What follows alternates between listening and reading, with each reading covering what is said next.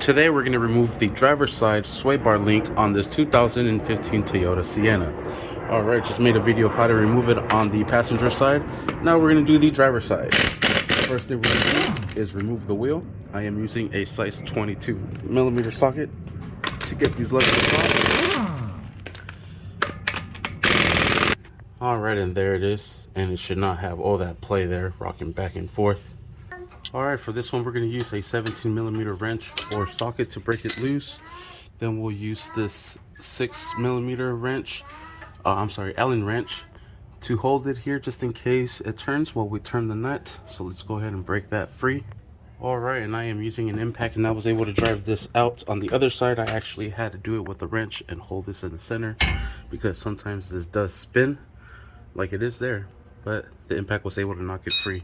I am not going to be able to get the impact in there, but I will put in this wrench here.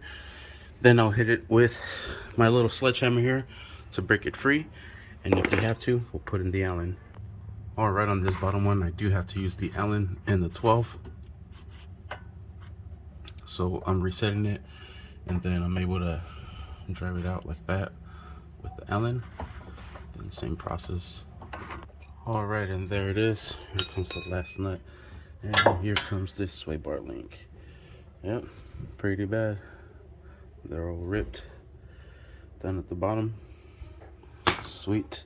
And that is how you remove them. Make sure you stay tuned for the next video of how to install the replacement. Thank you for watching. Please like and subscribe.